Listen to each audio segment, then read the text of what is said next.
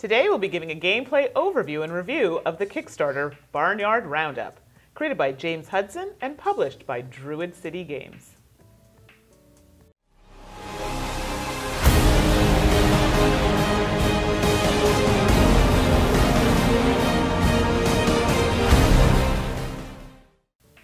Hello everyone, and welcome to another episode with To Die For Games. I'm Mandi, the board gaming pinup girl. My fellow hosts are Tracy, the gaming maven. And I'm Steph, the games teacher. Do you only have a couple minutes and really want to see the review? Maybe you love the component segment just as much as I do. Well, we've attached timestamps below so you can check out the segment you love most. We're always interested to hear what you thought or what you want to see next, so please leave a comment. If you want to know the minute our next video is up, click on the subscribe button below. Barnyard Roundup plays in about 10 to 20 minutes, is suggested for ages 6 and up, and accommodates 2 to 6 players. Also important to note, this is a Kickstarter that starts July 15th, 2016, so be sure to mark your calendars. We've got Barnyard Roundup all set up and ready to go, so let's get to it.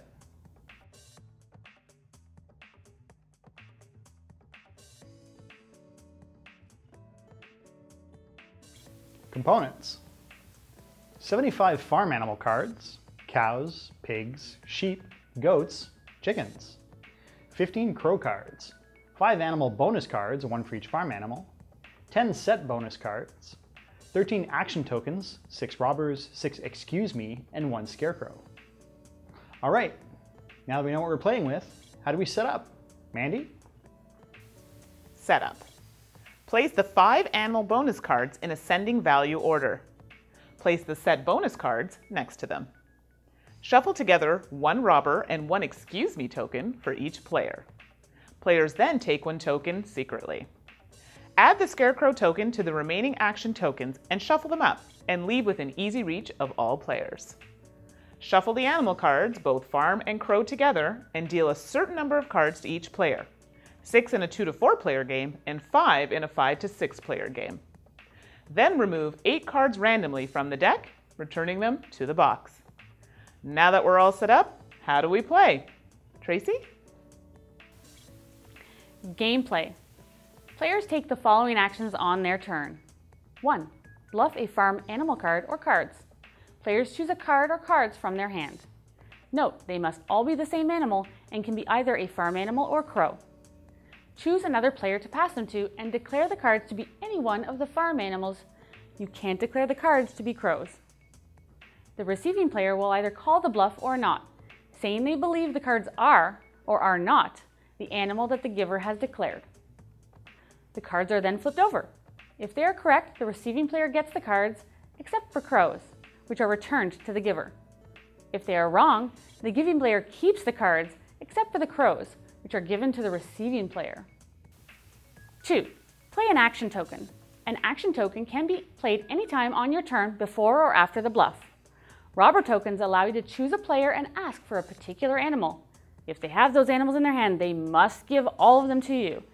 If that animal of choice is not in their hand, that player can give you instead all of their crows. Excuse me tokens allow a player to interrupt a bluff attempt during another player's turn and be the decider of what the cards really are. If correct, that player gets the chance to collect the cards instead. The scarecrow token is used immediately when drawn. It scares away the last 3 crows in that player's pen, and they are evenly distributed to the other players. 3. End your turn by drawing back up to the hand limit. So, Stephane, what do crows do? Crows. Crow cards are treated differently than farm animals.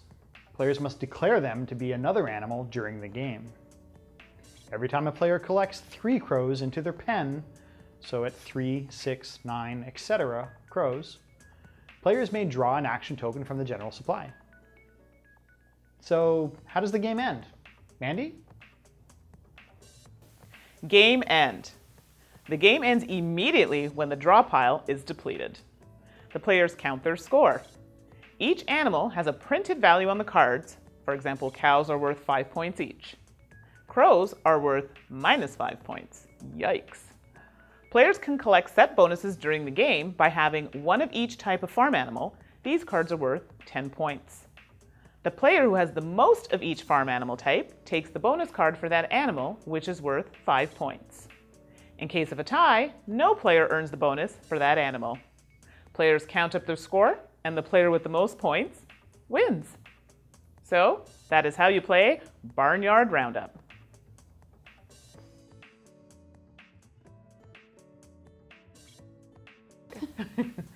So now we're ready to do a review of Barnyard Roundup. What'd you guys think? It's so cute. I had me smiling the whole way through. So I'm not usually a fan of bluffing games, but I do like animal games. So I was a little torn with this one.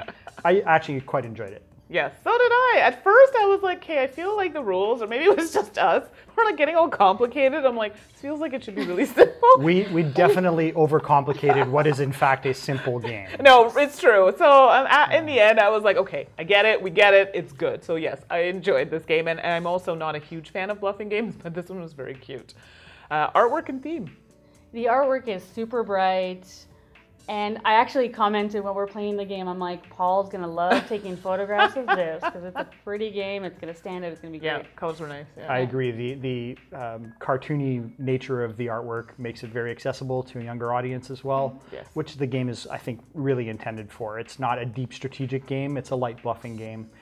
The age was, what, 6 and up? Yes, 6, 7 So, up or 7 up? yeah, it's the around that artwork range. the artwork is definitely accessible to that age group as well. Yeah, I really liked the artwork on it. I thought the colors stood out really nicely. And usually I'm not a big fan if it's too cartoony. Certain cartoon character types work for me. This one was really good. I thought it was enough that adults can appreciate it and children alike. So I really enjoyed that. The theme was great. It's animals. Who doesn't love animals and farms?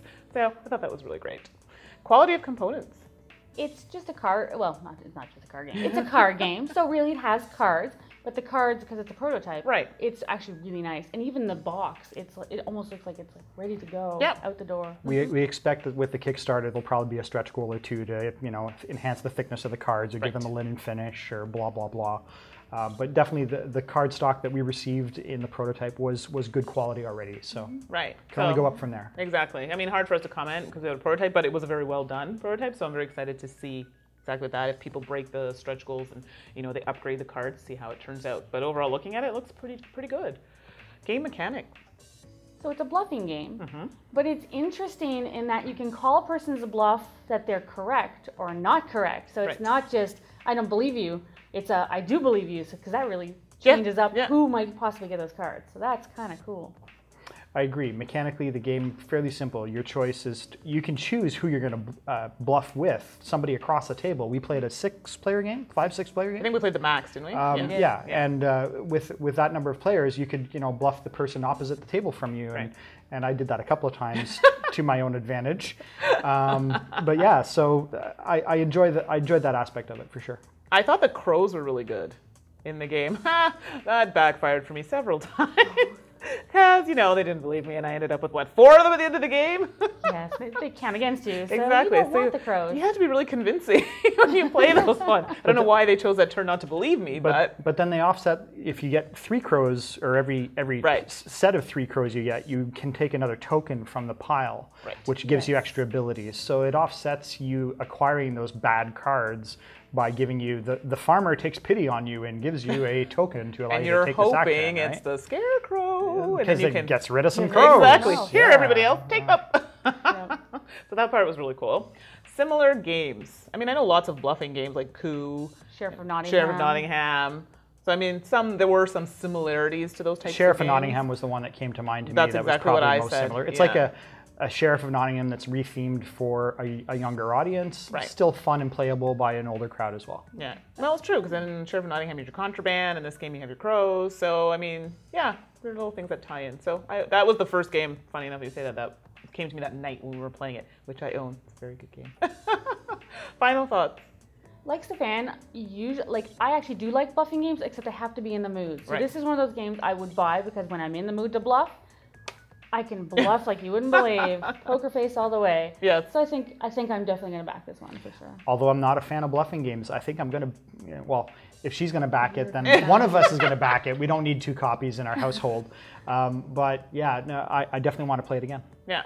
So overall, yeah, I really enjoyed the game, and I usually just don't like these types of games because I'm terrible at them. Apparently, I was on fire that night when we played it, but if that's the case, then I'm absolutely going to get it. But overall, I thought it was really, really good. I think it would appeal to a lot of people. Definitely a game I could play during my lunch hours. I know I talk about it a lot, but it's because during the week, I play on my lunch break. So definitely something that I can get a bigger group in because our group has grown substantially. So I think that would work really, really well. So people who like the bluffing theme game and love animals will really enjoy it. So definitely one to consider and back. So I think that's it, unless you guys have anything else to add. It's good. So check it out, July 15th, 2016. It's on Kickstarter. Mark your calendars, and we'll see you next time. Bye. Bye.